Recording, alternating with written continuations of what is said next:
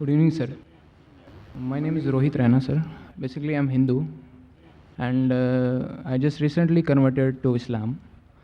And not only because ke I'm in love with Muslim girl, not only because of that problems and all those things, because I accept Islam from my bottom of heart. And I tell you frankly, I don't know about Arabic, I don't know about Urdu from the very initially. And I don't know about the Sanskrit also, because I am from the Hindu background. Now I want to learn about Islam, not only because I am going to be married a Muslim girl. And why the controversies are there so much in the nature that people are creating. Not God is creating that controversy, and not God is not giving the message to people that do all those. If a non-Muslim marry a Hindu Muslim girl, and if a non-Muslim Hindu marry a Muslim girl, so why the controversies are there?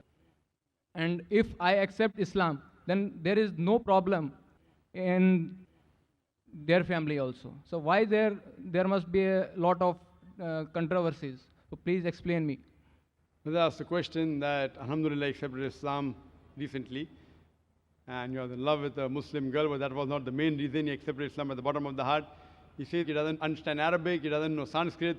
Brother, it's not compulsory that you should know Arabic to go to Jannah. It's not compulsory. But at present I am translating English Arabic. Brother, as I said, it's not compulsory for a person to know Arabic as a language to go to Jannah. I said if you know Arabic, you can understand the Quran the best. If you don't know Arabic, read the Quran in the language you understand the best. If you know English, read the English translation of the Quran. If you know Hindi, read the Hindi translation of the Quran. What you'll have to do is minimum what is required for your Salah. Salah is one of the important pillars of Islam. What is required for Salah, that much at least you should memorize. Because when you worship Allah subhanahu wa ta'ala in your Salah, you have to say in the original word. If you translate, a translation may be wrong.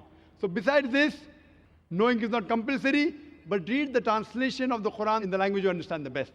As far as the main question is concerned, that why this controversy, you have accepted Islam, so what's the controversy? As far as the Muslims are concerned, there is no controversy. No, I am not telling about the Muslim controversy. I am telling about the Hindu controversy. Why? Why I'm saying? Because the Quran says in Surah Baqarah, chapter number 2, verse number 221, it says that do not marry an idol worshipper until he believes. A believing man, even if he's a bondsman, even if he's a slave, he is far better than an idol worshipper, even if he allows you.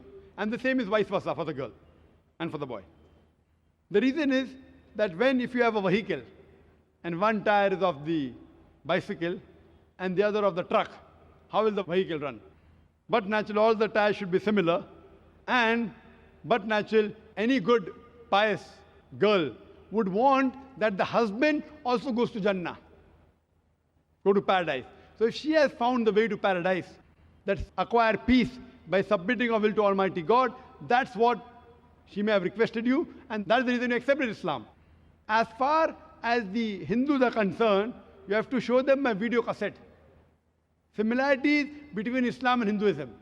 What I tell them, people talk about interfaith. I tell them, at least agree. I tell the non-Muslims. I don't believe in interfaith dialogue that Islam is the same religion as Hinduism, as Christianity, all are same. I don't agree with that. I, being a student of comparative religion, I know the differences. What I tell them, at least agree that one book is 100% the word of God. So the Christian will say, I don't mind agreeing that Bible is 100% the word of God. The Hindu will say, I don't mind believing Veda to be the word of God. The Muslim will say, I don't mind agreeing that Quran is the word of God. So I tell them that whatever is common in all these scriptures, let us agree to follow 100%. What is different, what is contradicting, we can discuss tomorrow. At least what is common, let us agree to follow 100%. And when we read these scriptures, all these scriptures say that there is only one God. All the scriptures say Almighty God has got no images. He has got no idol. He has got no statue. So let us, all of us, agree to believe and worship one God who has got no image, who has got no idol. All these scriptures, whether the Vedas, whether the Bible, whether the Quran, they say that the last and final messenger is Prophet Muhammad, peace be upon him.